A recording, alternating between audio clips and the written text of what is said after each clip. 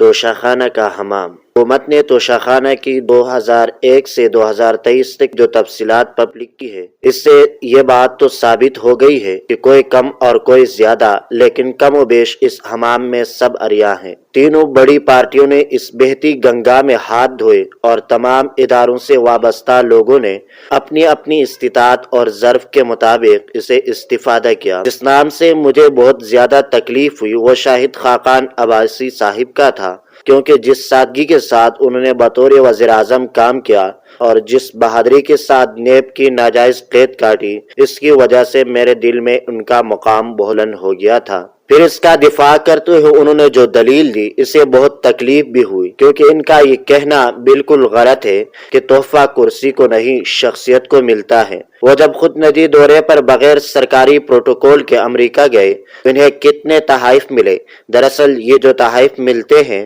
وہ فرد کو نہیں بلکہ اس کرسی کو ملتے ہیں جس پر وہ شخص براجمان ہوتا ہے، ورنہ ان میں کون محمد بن سلمان کا چچا زاد یا طیب اردوان کا ماموزاد ہے۔ اسی طرح ہمارے حکمرانوں جو تحفے دیتے ہیں وہ جیب سے نہیں بلکہ سرکار کے خزانے سے خرید کر دیتے ہیں۔ جانتا ہوں کہ شاہد خاقان عباسی، نواز شریف، آصف علی زرداری، یوسف رضا گیلانی، جنرل پرویز مشرف، شوکت عزیز، آج کل بعضی لوگ ٹیکنوکریٹ حکومت کی بڑی بات کر رہے ہیں، لیکن یہ کوئی نہیں بتاتا کہ سب سے زیادہ تحائف اسی ٹیکنوکریٹ وزیر اعظم نے ہڑپ کیے، اور دیگر نے جو کچھ کیا وہ قانونی لحاظ سے کوئی جرم نہیں لیکن اخلاقی لحاظ سے بہت بڑا جرم ہے۔ اخلاقاً جرم میں اس لیے کہہ رہا ہوں کہ ہندوستان کے وزیر اعظم نریندر مودی نے اپنی توشہ خانہ کے تحائف بیچ کر جمع شدہ رقم غریب بچیوں کی تعلیم کے لیے دی، جبکہ اس خطے کے غریب ترین ملک کے امیر ترین حکمرانوں نے دوست ممالک کی شخصیات سے ملنے والے تحائف کو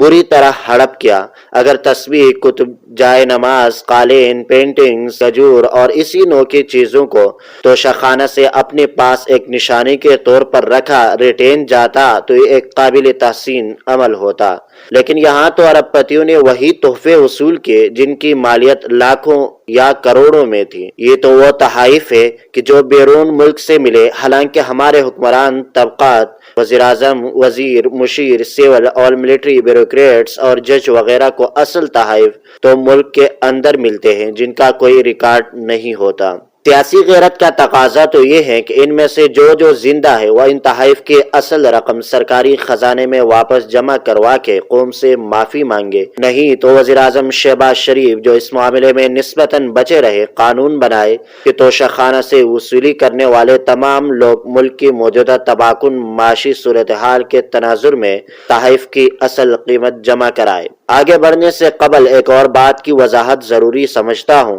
اور وہ یہ کہ اس وقت ہر کوئی توشہ خانہ کھیل رہا ہے، لیکن کوئی شخص کو خراج تحسین پیش نہیں کر رہا جس نے اس ایشو کو منظر عام پر لانے کے لیے بہت بڑا خراج ادا کیا۔ اس کا نام رانا ابرار خالد ہے۔ وہ قربانی نہ دیتے تو نہ آج عمران خان کے خلاف توشہ خانہ کیس ہوتا، نہ میڈیا کو اس سے کھیلنے کا موقع ملتا، نہ کوئی عدالت تفصیلات پبلک کرنے کا حکم جاری کرتی اور نہ کوئی حکومت تفصیلات جاری کرتی۔ رانا ابرار خالد جو اس وقت ایک ٹی وی چینل کا رپورٹر تھا کو معلوم ہوا تھا کہ توشہ خانہ کے معاملے میں عمران خان کی حکومت بہت گڑبڑ کر رہی ہے، چنانچہ اس نے اطلاعات تک رسائی کے قانون کے تحت تفصیلات مانگی۔ پہلے انہیں ایک وفاقی سیکرٹری کے ذریعے بقول ان کے کروڑوں میں خریدنے کی کوشش کی گئی، جب وہ باز نہ آئے تو اسے اور اس کے والدہ کو ایجنسیوں سے پریشان کروایا گیا۔ اسے اس وقت کے وزیر اطلاعات نے نوکری سے نکلوا دیا اور آج تک نہ کوئی چینل اسے نوکری دے سکا اور نہ موجودہ حکومت اسے نوکری واپس دلوا سکی۔ اس گستاخی کی بنیاد پر عثمان بزدار کو کہہ کر اس کے علاقے میں اس کے بھائی کے خلاف جھوٹا کیس بنوا کر گرفتار کروایا گیا۔ آخر میں یہ نقطہ ذہن نشین کرنا چاہیے کہ بعض لوگ اب یہ تاثر دے رہے ہیں کہ جیسے پیپلز پارٹی اور مسلم لیگ نون کے لیڈروں اور عمران خان کا توشہ خانہ کے حوالے سے معاملہ ایک جیسا ہے، جو سراسر غلط ہے،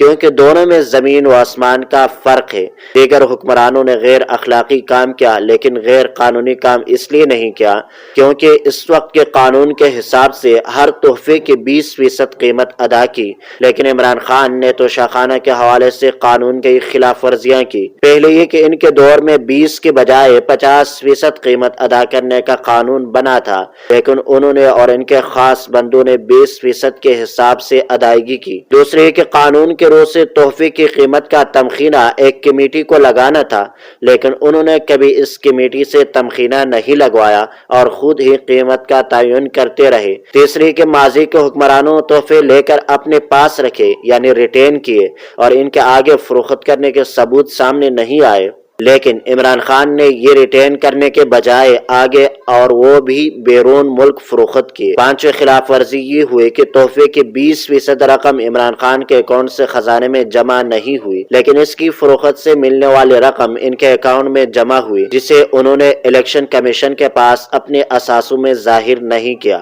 چھٹی یہ کہ انہوں نے یہ تحائف فروخت کے لیے پرائیویٹ جہاز سے بیرون ملک بھجوائے اور یوں کسٹم رول خلاف ورزی ہوئی۔ اور ساتویں یہ کہ فروخت سے حاصل ہونے والی رقم بینکنگ چینل دبئی سے آنے کے بجائے